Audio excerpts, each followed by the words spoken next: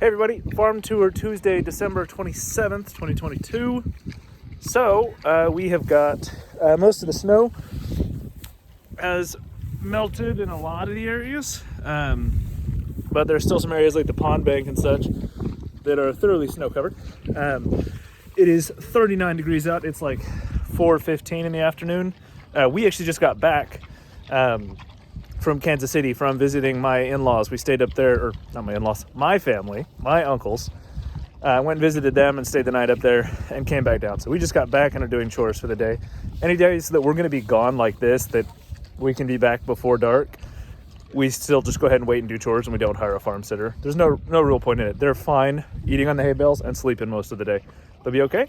But so cool thing too about this, and means we do chores before we leave early in the morning on those days. So yesterday morning chores got done at like 5 o'clock, 6 in the morning, somewhere around there. I don't remember. But so yeah, neat thing. Today it's 39 degrees out. So I checked these guys' barrel. Their water barrel over there in the corner. I checked it on my way in here to see whether or not I need to bucket water again today like I did yesterday morning, and I don't. It is above freezing enough that that barrel has thawed out. The nipple is letting out water like normal. So this is what I still need to edit and put that video up. The video talking about our watering practices for the winter. So I'll put that one up and you can just check that one out to see what we do there between when we decide to bucket and when we do barrels and what we do about that with heating them and whatnot. Tip, we don't heat the barrels. There you go. You got a little secret for the video coming up. But we're in here with the first set of breeders. Let's flip you around and check them out. So everybody seems to be doing pretty good. Their shelter is plenty fluffed. As you can see, they've got plenty in there. Everybody's doing good. Ginger has pretty well completely lost that limp. She came running over to the gate without any issues. So I think she's doing all right. Yeah, ma'am. Their hay bale is working its way down as they're spreading it out. I'm gonna pull some tomorrow and scatter it around in a couple other areas that are kind of muddy, but not quite yet. Yeah. All right, we're gonna move on to the piglets because, like I said, I am doing chores actively at the moment. So everyone is very disgruntled that they haven't been fed yet. So okay, we're with the piglets now, and they're doing good. They'll get. I want to fluff up their shelter tomorrow. But weather is supposed to start going really great here now. It is supposed to get up to 64 day after tomorrow, so that'll be fantastic. Everyone will appreciate that. But it does look like they've worked down their bedding, so we'll fluff that up. I checked their water, and you can kind of see a drip there. It only gave out a little bit of water for me, and then it stopped. So I'm gonna go ahead and bring them a bucket of water out, just to make sure that they have plenty of nice fresh water. Beyond that, all of them are looking good. That one with the gimp that his mom had stepped on his leg seems to be walking on it okay. Where did you go, little guy? There he is. He's kind of hiding. But he was walking out in front of me. Yeah. What's up, little fella? He seems to be walking okay. This week, since it'll be warm, he will absolutely get castrated this week. So then that will be resolved and taken care of and done. Yeah, there we go. That is all the piglet updates. There's really nothing special to talk about with them. There's a little chunk. Yeah. All right, we're gonna move on, and when we get out to everybody else out there, I've got to tape weigh some feeder pigs. I know I just got a call from somebody that wants to buy one, but they're gonna process it themselves. If they decide to go with us, they want to get weights and prices. So we're gonna tape weigh and see what that comes out to on all of those. Here we go, checking in with Toast real quick too. He's having to eat off the ground right now because he is, I don't know if you can see it down there, but he stuffed his bowl up under the fence where Donut had lifted up the fence. So it's in the electric fence right now. So I got to turn off the fence and pull that back out, but he'll be fine eating off this spot right here for the moment. And he's twisted his shelter all the way around. You can see where it was covered in hay, and he's packed it in, it looks like, over the course of today. This was facing straight down.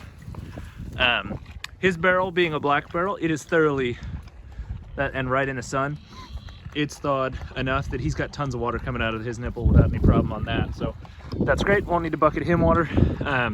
I guess I could have gone in there and used his water pan. I didn't see that over there. Yeah, there's Toast. I'm gonna try tomorrow to get him over to that quarantine yard. So fingers crossed he actually follows me this time.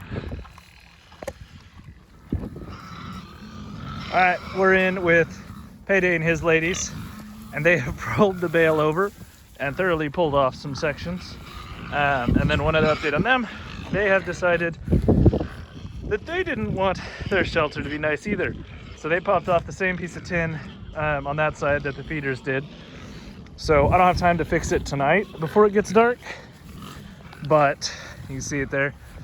It's not going to be as cold tonight. Like I said, it's almost 40 degrees right now, and they've got plenty of bedding here. So tomorrow morning, that'll be a project I do. So like I said, I've got to fix, I got to pull Toast's bowl out of the electric fence real quick while it's off, and I got to get that bale off the fence. So, all right, here's everybody. You guys are getting along nicely, aren't you? Well, maybe. All right, let's give the feeders some feed before they lose their minds.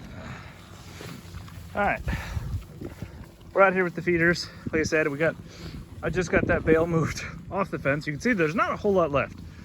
It's just a mound of hay. I drug some of it over here in front of the gate where they mash down to make mud. And then I've thrown the core in their shelter.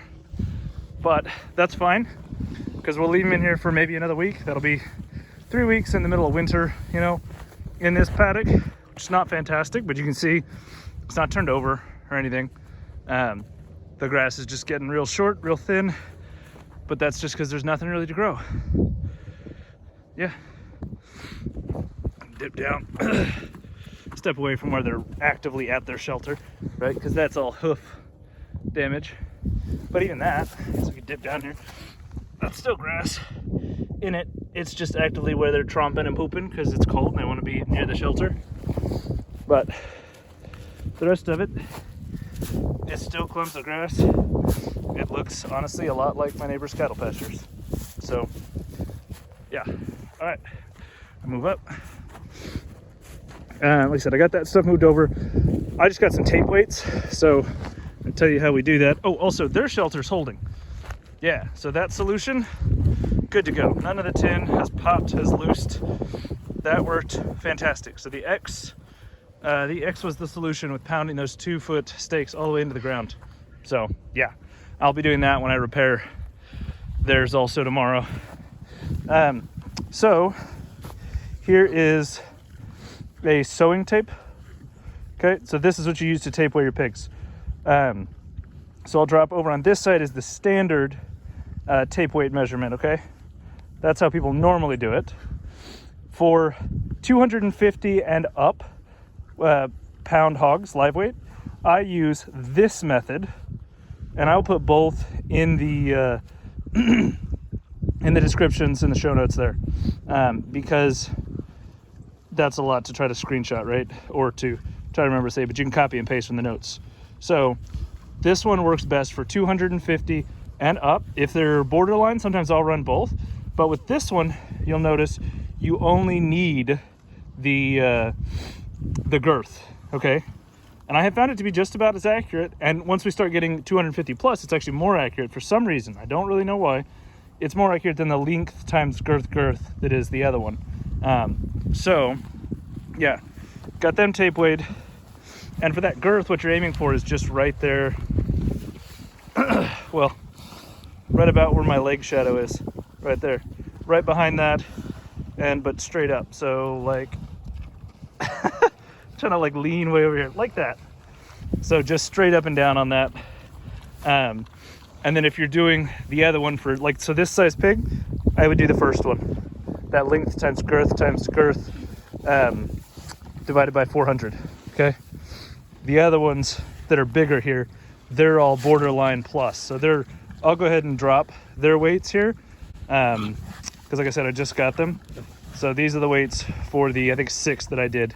Yeah, according to that tape weight method. And remember that is only within about 10%, which if you've got a 300-pound pig, 10% could be 30 pounds off either direction.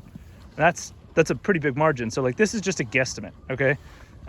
For this person, we'll talk through and kind of see what we can work out, but I would prefer to just take them to a scale somewhere and weigh them empty trailer and then with them on the trailer. And that'd be the easiest way to find out exactly what they weigh, or as close to as possible, if you don't have an actual livestock scale. So Their barrel is thawed enough that water is dripping out, but there are so many of them that I worry that it's not enough. So I'm actually going to bucket them some water out too. So that is what I'm going to move on to next, to make sure that they get plenty of water, and the piglets too. Like I said, I want to make sure that they have water. Toast's barrel is totally fine, and Red and his group's barrel was totally fine, enough that they were all still drinking out of it and were getting water. So I wasn't worried that they were, out of water. I was able to get water out, and they were all standing there drinking. But these ones, my guess is that they have been drinking out of this barrel, because when I tap on the side, there's a lot of hollow space. So they've probably drained what was there, but I'll take them out another bucket or two just to feel a little bit better about it. One last thing I thought I might mention, actually, since I'm out here bucketing their water to them and thought about it. So you probably noticed we're not feeding the soaked whey, the fermented whey feed this week. Well, on today's video. So when it dips below 20, the barrels freeze. As long as it stays above 20, they're fine, which it's not that common that we get several days below 20. So normally the barrels aren't an issue, and even like if it hovers around 20-ish, it just turns to kind of a slushy, and I can still get it out, and it's not a big deal. But when we get multiple days below 20, then it does freeze solid, and I can't do that. So on those days, I'll either soak with hot water, or just feed it dry. And today I chose to feed it dry instead of soaking with hot water like I have been, because the hot water does help make sure that, like, one, they still get the same consistency that they're used to, but two, it helps them stay hydrated, which, when everything's frozen, that's really good. But today I knew I was going to get those tape weights. And as you can imagine, pigs slopping around in a bunch of wet feed is not something I really want to try to, like, lean over and hook a tape around their bellies. Which is not fun. So pouring dry feed out in a straight line on top of all this hay, 1,000 times easier to get a tape weight. For the most part, then they just stay in one spot too. They're not like, and they got to run from trough to trough. On this hay, I'm not worried about them just eating right off the ground like poor Toast is having to do today. Even those guys, I can't tell if I'm aiming the right way. There we go. Even those guys, their feed, since they have a hay bale, they're getting fed on their hay instead of right on the bare ground, and they'll get a trough built. That's this week. This week I took the week of Christmas and New Year's off from doing most jobs. I've got one or two small jobs I'm going to finish up this week, but to work on a bunch of farm projects. So things like that, fixing up some fence spots that I've noticed that just with snow and everything else, pigs have pushed into, or like I said, his pan got pushed into a couple spots. I've already pulled the pan, but I need to fix some wire there. So just some little things like that. But let's hop back over to the rest of the video.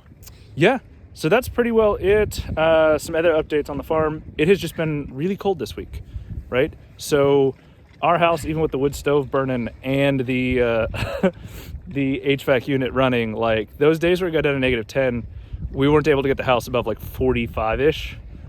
So cold nights, just extra bundled up, I guess. But that's what we get for having an old farmhouse. It's over 100 years old, actually 101 this year. And we're renovating it one room at a time. And insulation needs to be a pretty big priority in that. And ductwork, because mice love to chew on ductwork. So, all right, that is it for Farm Tour Tuesday for December 27th. Thank you all for watching. Thank you to our Patreon supporters, Hunter and Ashley Raymond. You all have a great week and try to stay warm out there and actually enjoy the 60-something degree weather if you're anywhere here near Missouri. So, bye.